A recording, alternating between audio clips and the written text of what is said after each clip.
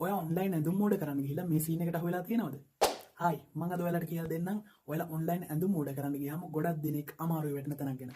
ඒ තමයි ගෑල් ළමයට සහ පිරි ළමයට වෙන මෙන්න මේ සිද්ධිය. මොකක්ද දන්නවද? ඔයාලා ඇඳුමක් ඕඩර් කරාට පස්සේ ඔයාලා ඕඩර් එක දාන ඇඳුමේ සයිස් එක නෙවෙයි ඔයාලට ඒ කියන්නේ එතනදී එයාලා ලේබල් කරලා තියෙන සයිස් එක ඔයාලා ඉල්ලන සයිස් එක වෙන්න පුළුවන්. නමුත් ඔයා ඒක ඇඳලා පස්සේ ඔයාලට එක්ක අඳින කෙනාට ලොකු වැඩි වෙනවා. එහෙම නැත්නම් අඳින කෙනාට මදි වෙනවා.